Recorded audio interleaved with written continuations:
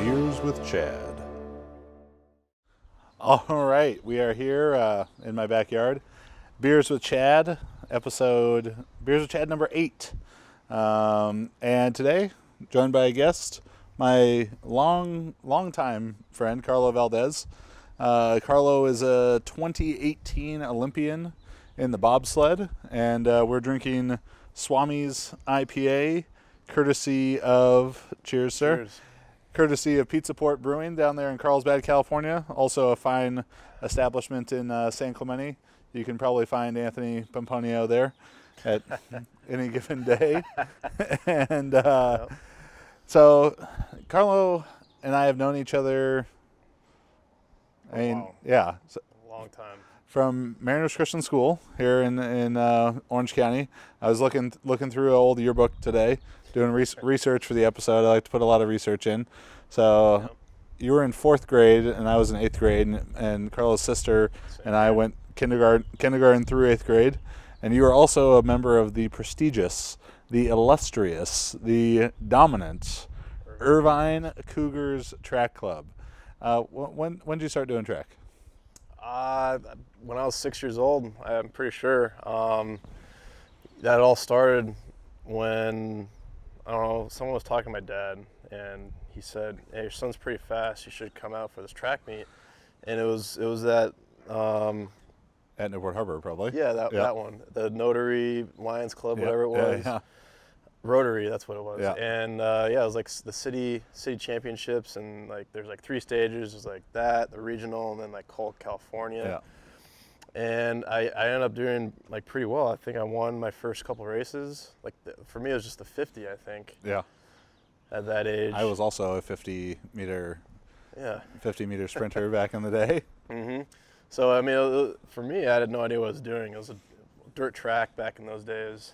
And yeah, that was my first ever like track meet. And then after that, like the official told me and my dad I should get involved with the track club, but I didn't get involved with the Irvine Cougars until like maybe a few months, maybe a year after that, and that's when it just like kind of took off, from there. And Irvine Cougars was really fun. So I started doing track about the same age. I think I was, or a little bit older. I was 8 or 9 years old, and went because my best friend from school was doing it and winning all these races, Kevin Arts. Yep. And I was like, oh, we'll go hang out with my friend and do track. And I remember doing the exact same meet that Carlo was talking about at Newport Harbor High School, just down the road out on this dirt track. Mm-hmm. And probably being 8 years old, and ran the 50, ran the maybe they had the 100 as well. Yeah, they had the softball throw for that youngest sub-bantam or bantam age group. Yep. And then going through that process of city, and then kind of region, and then the Southern California meet at Long Beach State. Yep. And I started throwing the shot put still that same year, 8, 9 years old, but also ran the 50, ran the 100, and ran the 4x1. And we were second one year and then won the next year. Probably when we were 11, we got second, and then when we were 12, we won whole Southern California 4x100 championship. And this, unsurprisingly, of a team, made up of kids from Irvine and Newport Beach. Mm-hmm. We were four little white kids.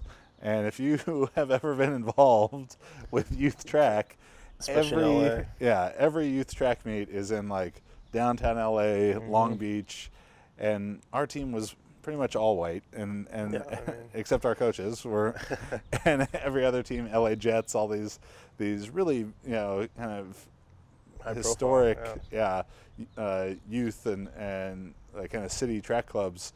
And when we won that 4x1, based pretty much just on having good handoffs and good coaching. Yeah, because it was a team of me, ended up as a shot putter, and then 3 guys who ended up being middle and long distance runners. Mm-hmm. We just had good handoffs, and my dad told me that when we crossed the finish line, one of the other dads started yelling at his kid, like, "How did you let all them white boys beat you?" And you hear that a lot, actually. I heard that a lot.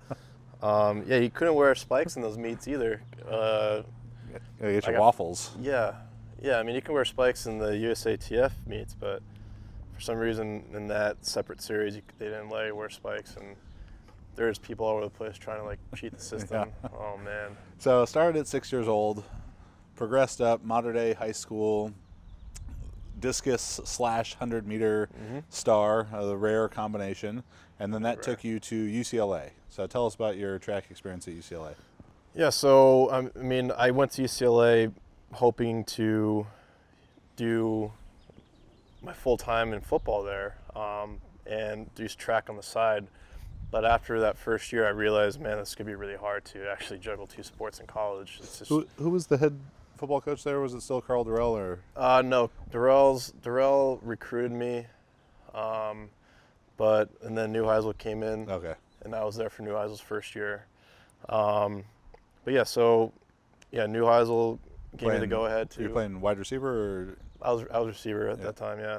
So I was already talking to Art too at the time, and he told me, "Yeah, just come on and walk on," because football was my in there. I'm like, they got me in through football. Like I originally had scholarships to Arizona State and Washington State, but because of coaching changes, Washington State, they withdrew their offer for me, and then Arizona State, the receiver coach left, so that was, I mean, for me, I'm just like, okay, I'm just gonna go to UCLA. I mean, it's a great school. Yeah. You know, great history there, tradition, especially with the football and track program. But yeah, after that first year, I saw a better opportunity with track, and you know, Art was welcomed me with open arms, and did decathlon that first year. Didn't do that for too long though, because Art saw me do really well in javelin for that short period of time, and then unfortunately Art, they didn't renew his contract after that first year, so in comes Mike Maynard. And real quick before we get too far away here, we're saying Art, and most people listening have no idea who we're talking about. Gotcha. Describe Art Venegas. Art Venegas, he's probably one of the most, if not the most legendary throws coach of all time. John Brenner, John Godina.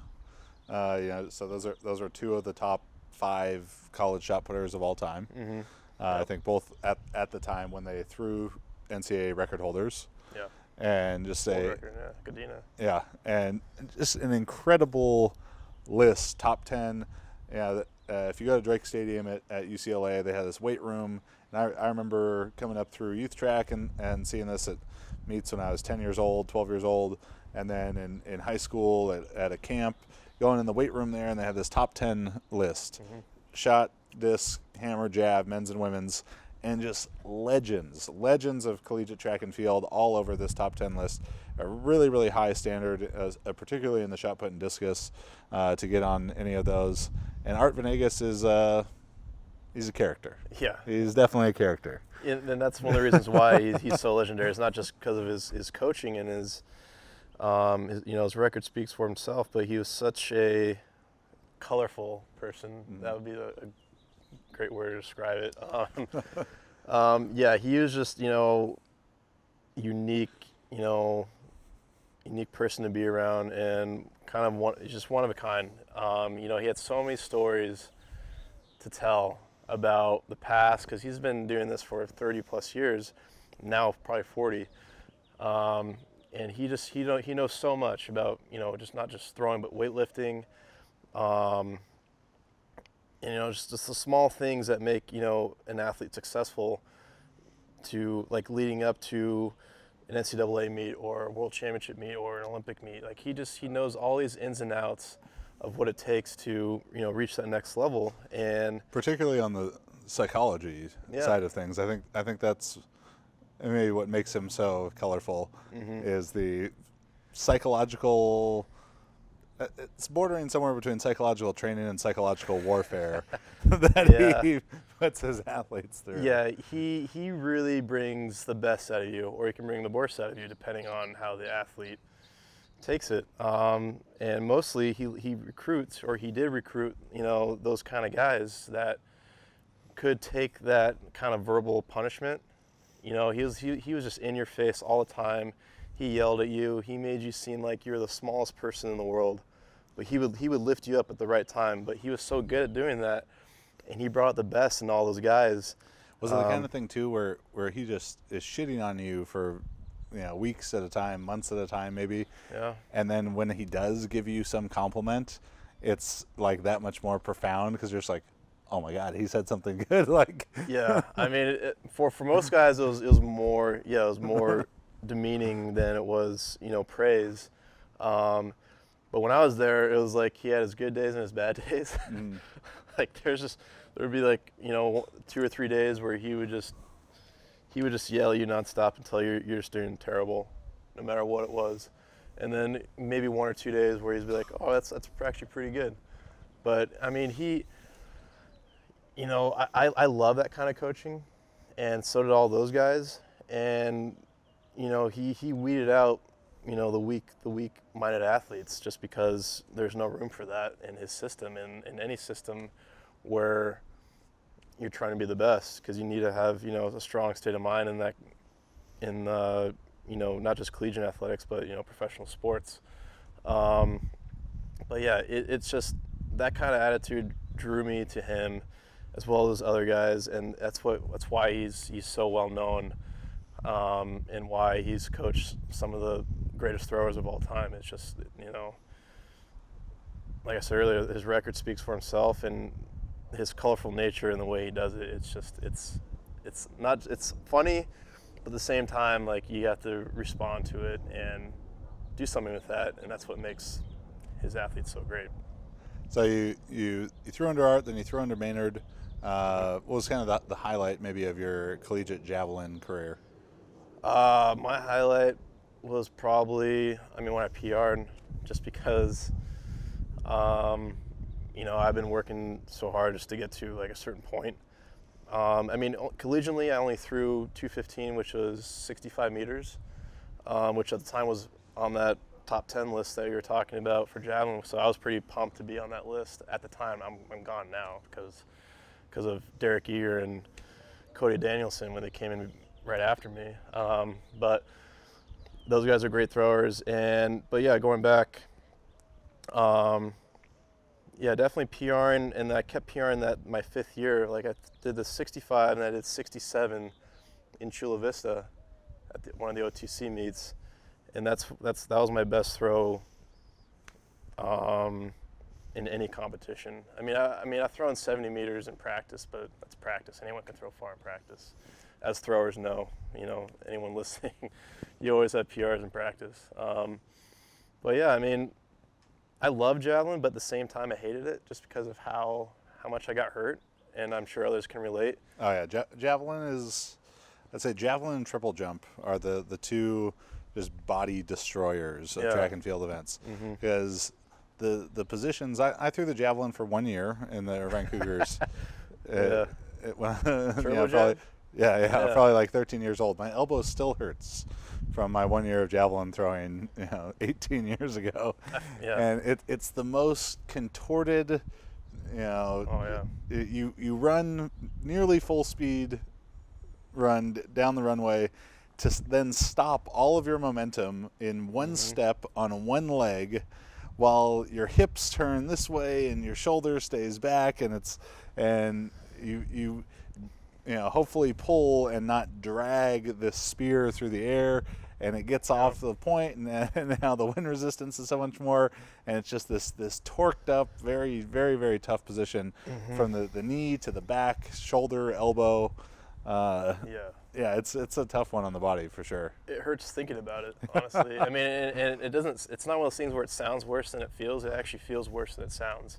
Because you actually have to contort your body so much to get the most out of the throw, and you're running full speed, stopping on a dime, and if that force coming from that leg, it's being transferred through your body, and sometimes, actually most of the time for me, it got stopped like in my mid back or upper back, and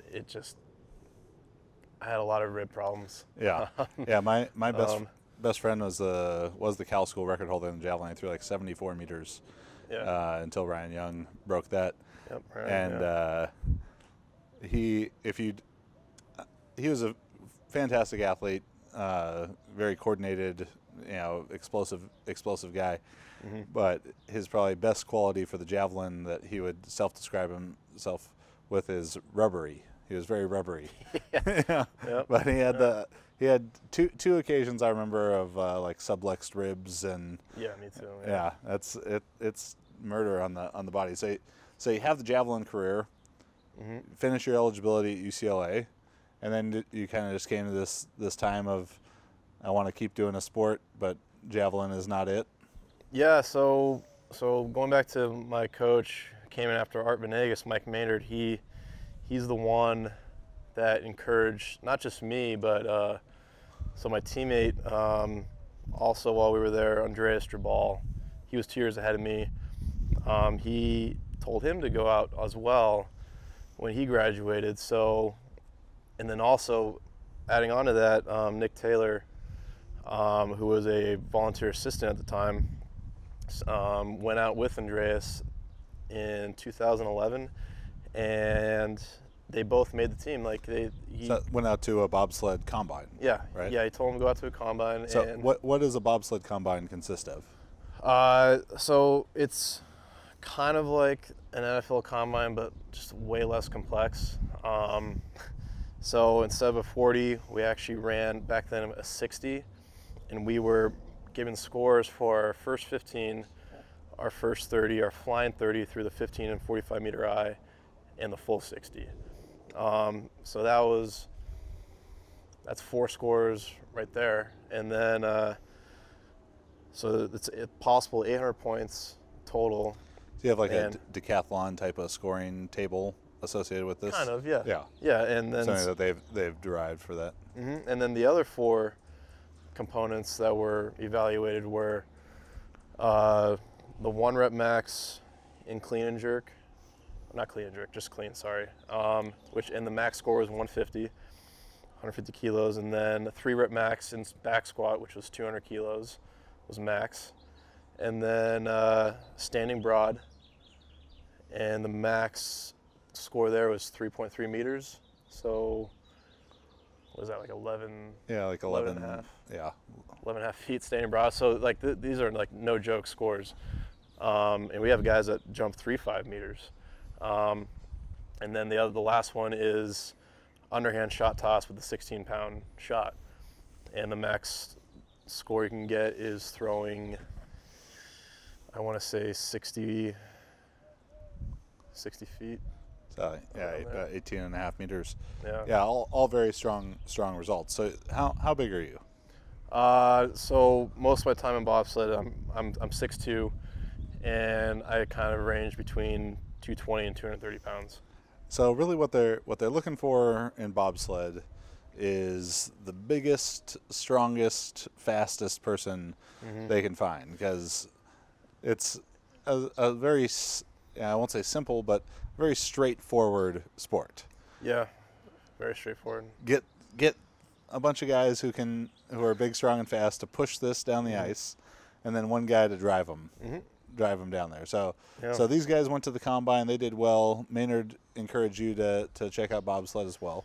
Yeah. So after they did well, and then we found out, later down the line, the next winter they made the national team, and Mike Maynard said, "Hey, if they can make it, then you can make it." So, 2 years later, I decided I didn't want to work. I took his advice and went out for a combine. I actually did a combine almost right away, but that was the Olympic year for Sochi. So, I did good, but it wasn't enough to give me a look for that Olympic year, because bobsled's so like not solely focused, but a huge part of it is experience, and I had no experience. So I mean, they're not really weren't going to take a chance on me or anyone for that matter going into an Olympic year, especially. So once I learned that and realized, okay, I got the next year, and I still want to continue to do this, I trained the whole next year, did another combine, did better, and then that led me to rookie push champs. Did well at rookie push champs. I mean, it's just another way to evaluate a potential in a pusher. And then What happens at Rookie Push Champs? Sled, is this the sled put, like, you load up a prowler and it's time to the fucking prowler push championships or what? No, not exactly, actually. Yeah. So we have a dry land push track in Lake Placid, so it's just pretty much a bobsled on wheels. So, I mean, we can't maintain an ice year round on the tracks, so the way to... Is global warming is working against the bobsled team? Sledding season's only so long, so we have to resort to, dry land stuff, and that's our sport specific right there, pretty much our only way. And there's an ice house actually in Calgary. That's the only indoor ice house facility in North America where we can push a sled on ice that simulates a start. It's not an actual real track, it's just a track like 120 meters that simulates a start. You push it, goes down, and then it goes up to stop it, and then comes back, and you push it up back to the start for the next person. So we only hold push champs in Calgary only like for the years leading up to the Olympics and Olympic year, but for years like after the games, like they'll probably do the push champs in Lake Placid on that dryland push track. So that's what we did for our rookie camp that year. So it's just a week of you becoming familiar with the technique, becoming comfortable pushing behind a sled, not just from the brakes, but from both sides. And, being able to adapt to a different technique. Because, I mean, yeah, you're running, but there's so much more that goes into it, pushing a sled. Like, you have to maintain pressure on the bar. You have to make sure your hips are underneath you. Otherwise, like, all your force is going, it's not being transferred properly, I should say. And it's not just who is the fastest necessarily. It's who's the fastest pushing a sled.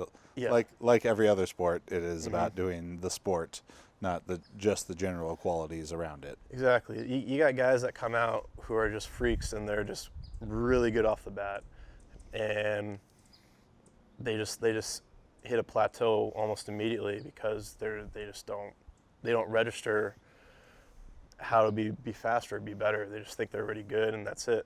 But there's the guys like myself. That's how I actually became. I rose up the ladder. Like I developed, and I figured out ways to improve here and there, and just try to get the best out of myself in every aspect that there was with technique and all the angles and all that stuff. So I think that's what technique and angles is what's the difference of someone who's just a great 60-meter sprinter to someone who can transfer that power into the sled.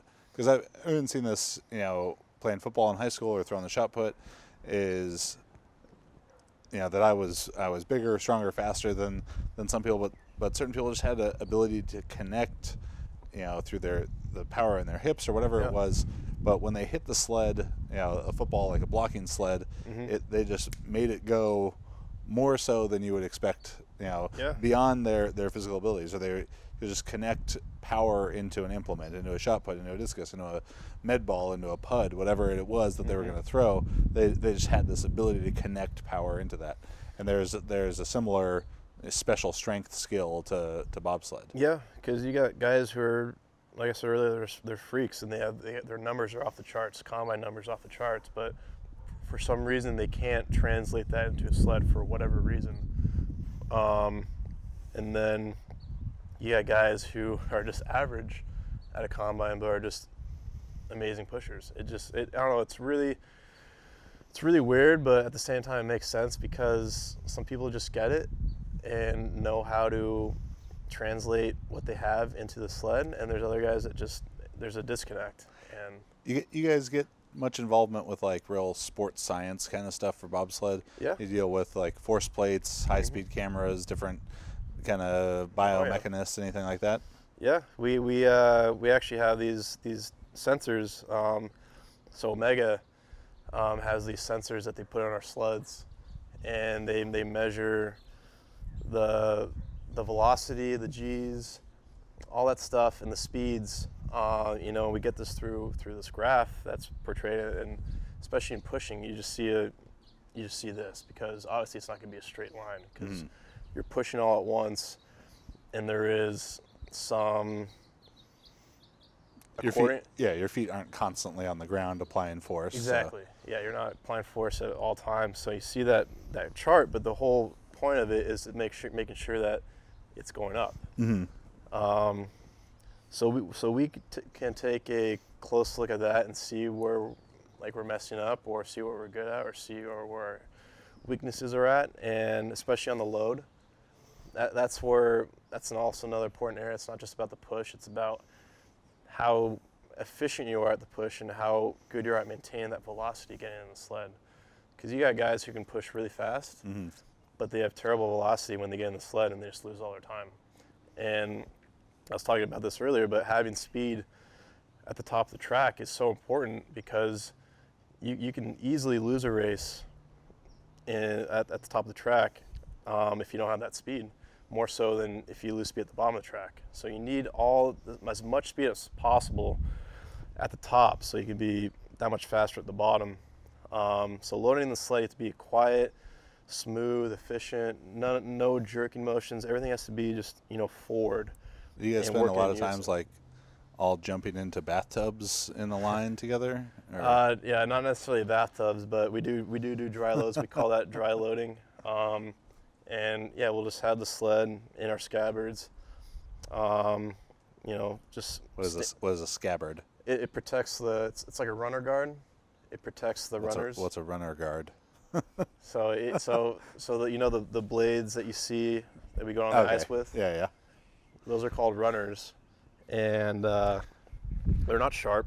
But I saw a movie once, and the bolt holding that in was loose. Yeah, do you guys avoid? That's poor equipment. You make sure to avoid that. Really poor equipment, man. That would never happen. Actually, that has happened in a race, but man, people get pissed when that happens. You get a huge fine. Like, didn't you fucking learn anything from Cool Runnings? Tighten the goddamn bolt. Yeah. It's to me, it's unbelievable, because we have nuts too, and to me, if you can't grasp that, it's so simple. Like, you should be kicked off the team. Uh-huh. There's no room for that.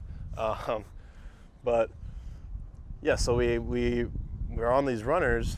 They're not sharp. They're actually they're round, anywhere between 4 millimeter and a 7 millimeter radius.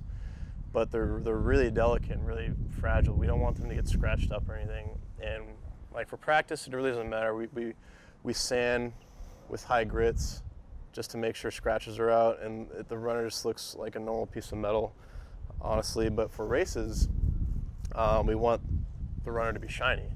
So we polish it, we sand it, and to get all the scratches out, then we polish it.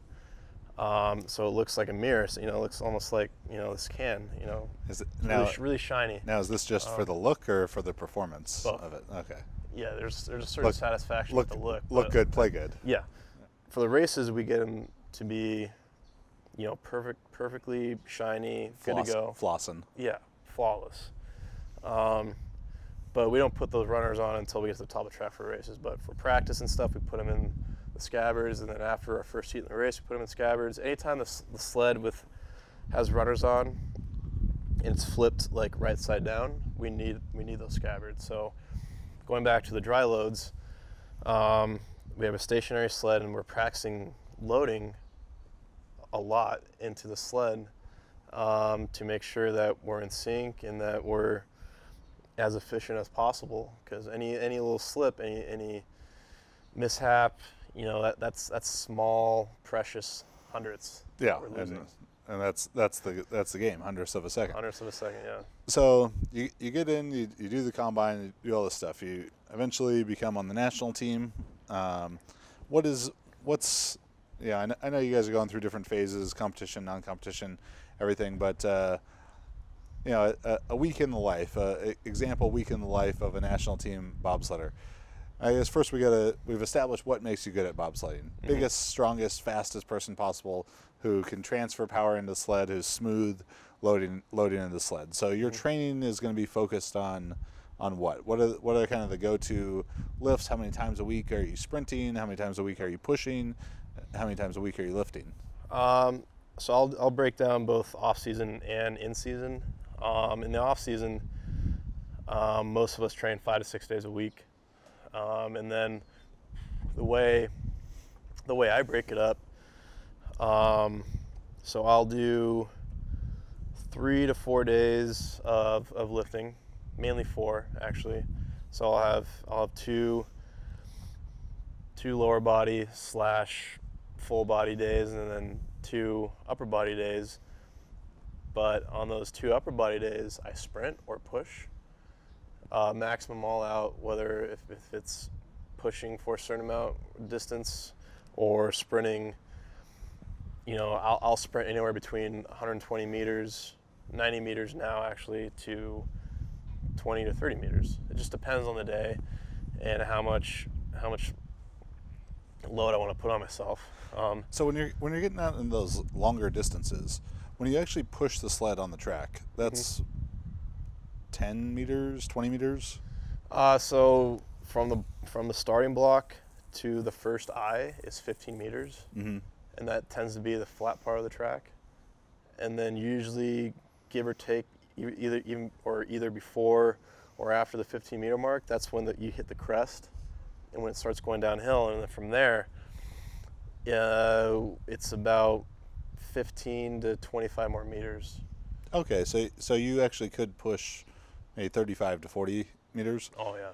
But as you're getting out into that longer 90, 120 stuff, is that just like speed endurance towards having a better work capacity for more quality training? That's only off season. Yeah.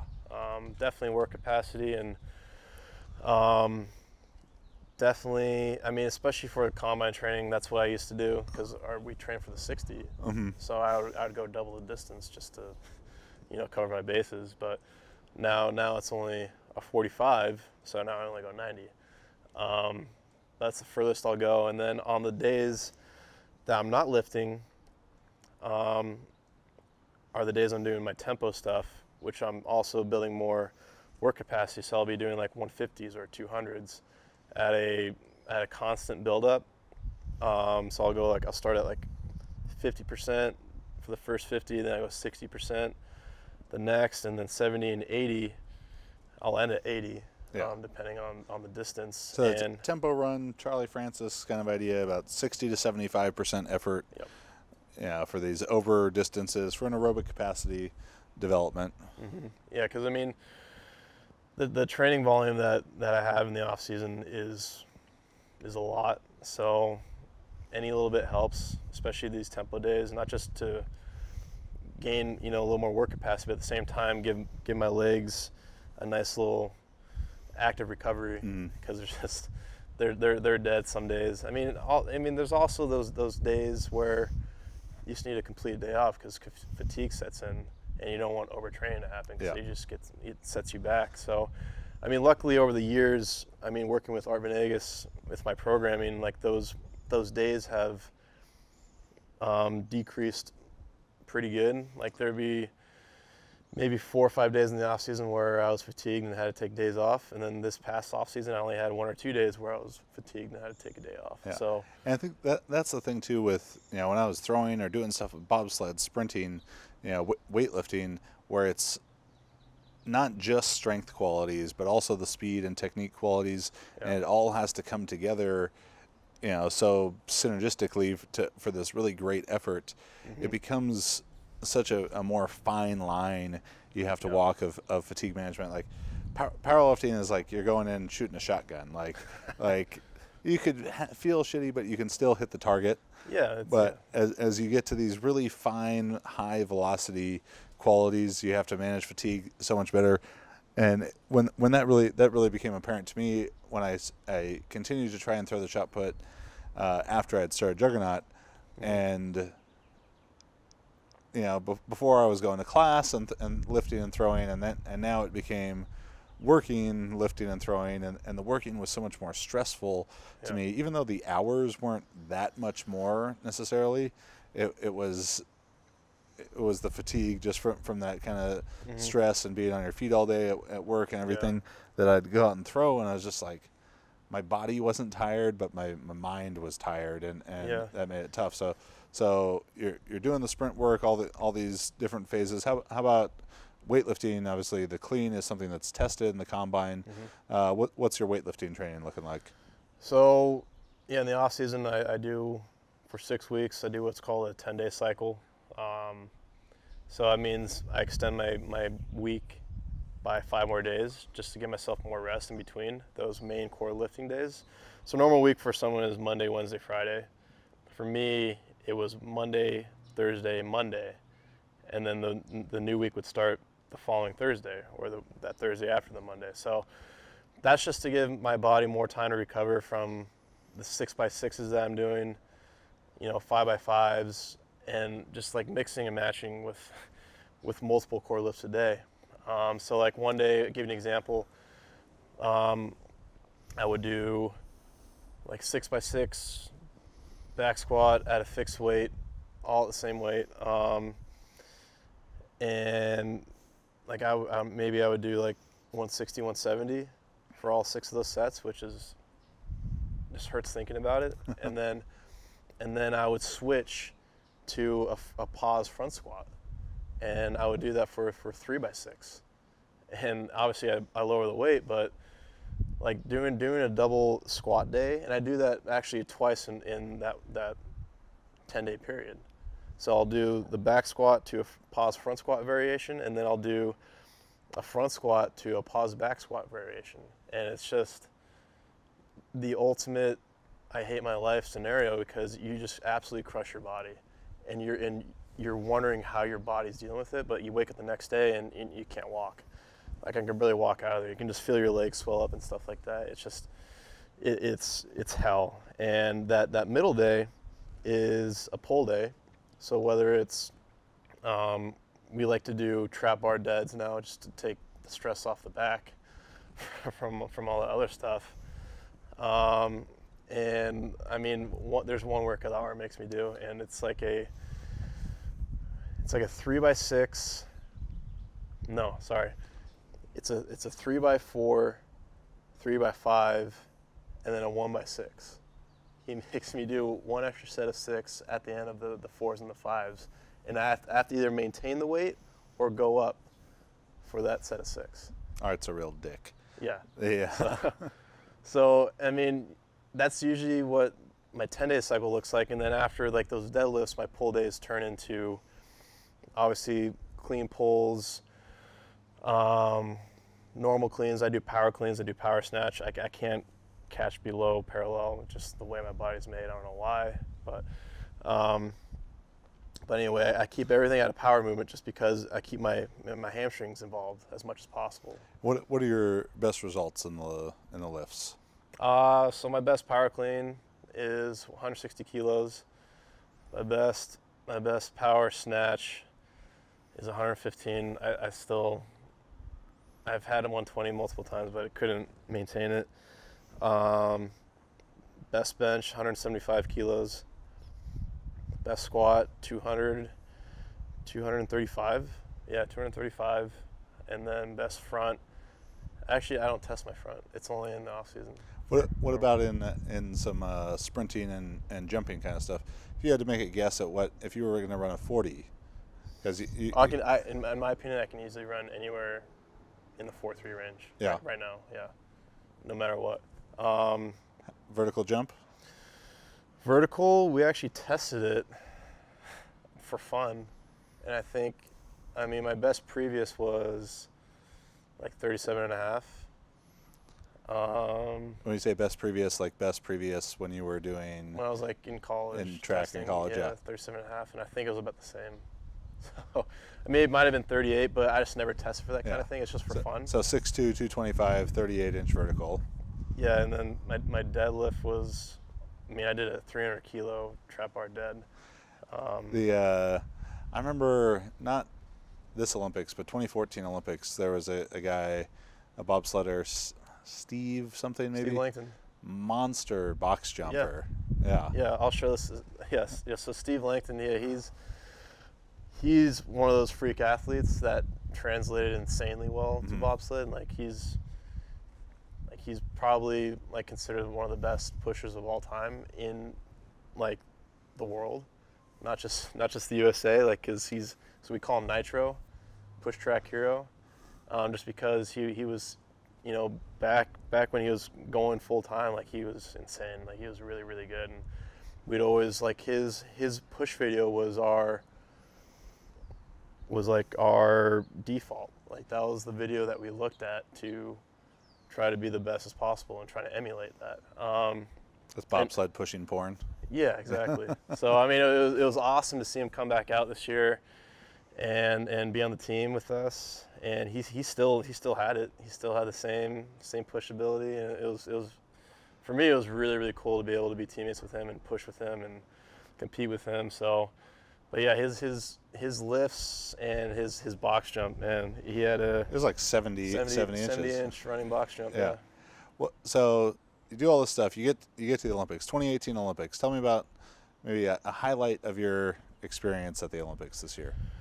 I mean, I'll say it again. I've said it multiple times. The opening ceremonies, just walking out behind the American flag with all my teammates and all the other Team USA athletes into the stadium. You know, packed house, sold out, obviously, and you know, not just that, but everyone back home watching, everyone in the world watching, from all these nations. You know, just watching us walk out, and then yeah, after being able to do that, we got up to the stands, and you know, after watching all the other nations come out, we were able to see South Korea and North Korea come out under one flag, which was like, you know, one of those moments you'll never forget, because it just, one, like people told us it was going to happen, but you couldn't prepare yourself for how it was going to be, like what the reaction was going to be. Mm-hmm.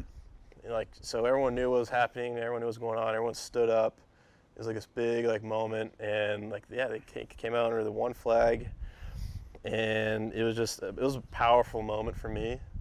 I'm sure for a lot of other people, just because like there's so much stuff going on in the world right now, especially between them two, and yeah. it's just like made you feel like you were doing something more than pushing a sled down some ice. Yeah, exactly. It's just, you know, the Olympics are so much more than just sport and competition. It's about bringing the world together. So that was a really powerful moment for me, and a favorite moment as well. So I remember as the Olympics were going, there was all these, yeah, I'd see these BuzzFeed articles or whatever about like, you know, the 10 hottest Olympians, and the men's bobsled team they were really heavily featured. Yeah, we were.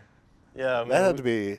You know, I've heard a lot about the Olympic Village, always referencing the Summer Olympics. Yeah. But if that same kind of thing is going on in the Winter Olympics, that had to serve you pretty well.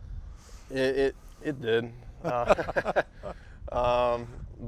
yeah, all those articles, like, so all this like was stemming from. So first of all, like all of our accounts started blowing up like a month prior to the games, but for a different reason. So we were featured on a Reddit forum, a gay Reddit forum, and our team photo from the past year made it on there, and from there, like it went really viral, and like not just with them though, like all of a sudden we get all these like followers, like. So you decided with that handlebar mustache you had, I'm like, I'm just really going to lean into this. Well, I mean, that's always been a look of mine. It just happened to be finally appreciated. When the men's bobsled team obviously dresses up as the village people for Halloween, you're the biker, right? No, I mean, it really depends on what I'm going for. You know, you can really play around with some options, but yeah, I mean, we got. Man, that it went crazy with, you know, the women, the men.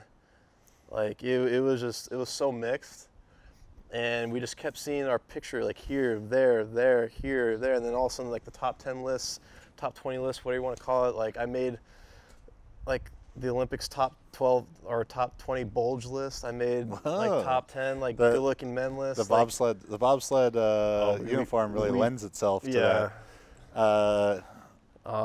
Do you stuff your bobsled unitard? No, I don't fluff it either. Okay. Some people fluff. I'm not gonna hate on any of that. You know? That's your moment. That's your moment to shine. You got to put your best foot forward. Yeah, figuratively. Exactly. You got to do what you can, and then people finally were starting to realize like my last name's Valdes, and I'm half Hispanic, so all of a sudden I'm getting, you know, the Latino crowd involved. They're like, this guy is one of, there's only like 5 minorities at the whole Winter Olympics. Yeah. Let's latch on to this one. Yeah, so like all these news articles were popping up. I was getting like interviewed during the games, like on a phone call. Like I'd have to wake up like at 7, 8 o'clock in the morning just to take these phone calls because it's like nighttime for them. So I'm like, it was kind of hard doing that, but at the same time I enjoyed it because it's a nice little distraction to take your mind off things, which is really important. You can't just be, you know, in whatever you're doing or bobsled. You gotta take your mind off and kind of take in the whole Olympic experience. So I mean, yeah, like stuff like that and social media, it helps, but in doses, obviously. So yeah, all that press from the Latino crowd, that became popular with me, and yeah, just bobsled as in general as a sport, we were getting a lot of notoriety for, you know, us being men in spandex. So there's a strong, fast, you know, football player, baseball player, rugby player, whatever out there, track guy watching this. You know, how would you encourage him towards bobsled? But I mean, besides the obvious sales pitch of you could also end up on like a gay fetish Reddit forum. Yeah, I mean, besides that, I mean, if you need any more motivation, I think the draw, there should be a more of a draw, just because, I mean, for me and for anyone actually, I mean, bobsled is word of mouth. Like you only hear about it if someone tells you to do it. So now, I mean, we're starting to realize, okay, development needs to be better for our sport. And for me, it'd be easy just to go out and say, hey, look, like you run a 10-3, you know, you probably like hit a ceiling as far as track goes.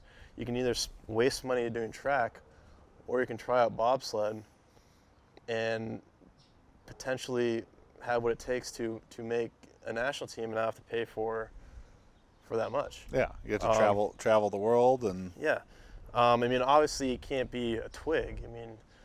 I mean, we tend to, I mean, there's guys that come out who are, you know, really, really fast, but they're only 180 pounds and they can't push a sled because there's no force. Mm-hmm. I mean, maybe they can excel at being a 4 guy in a 4-man sled because like the sled's taken off already for them. All they gotta do is run with it, and we found that's actually, you know, really, really good. But there's only so many slots for that. So once people realize that, the ones who are serious, they gain the weight, and those speed demons turn into, like, you know, guys who are like 200 pounds, 210 pounds. So that's more ideal for a speedster.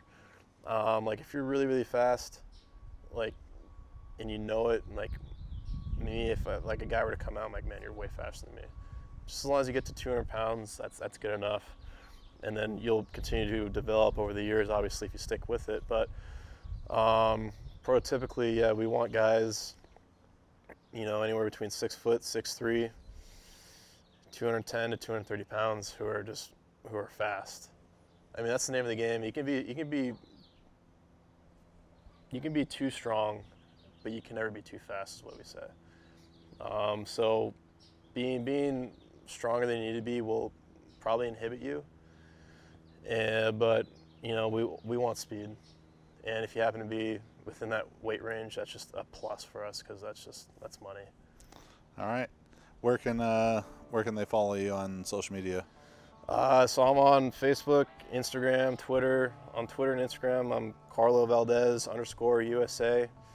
And Facebook, Carlo Valdes USA, and all that stuff's just shared from my Instagram. My Instagram page is the main hit, so yeah, check me out on there. So that's a Latino, you know, Latin lover, Latino heartthrob, doesn't even have to stuff his bobsled speed suit. Carlo Valdes, Orange County's own, Newport Beach's finest. Another episode of Beers with Chad. Follow, subscribe to the Jug Life podcast on iTunes, YouTube, Stitcher, Spotify, iHeartRadio, and thejuglife.com. If you're interested in online coaching, juggernautcoaching.com for powerlifting, weightlifting, super total, strongman, and power building. Carlo, thank you very much for joining me today. Thank you for having me. Cheers to the Irvine Cougars. Irvine Cougars, yeah. Team USA. And Team USA. You're big, strong, and fast like this. You could be slaying in the Olympic Village too. Yeah. Awesome.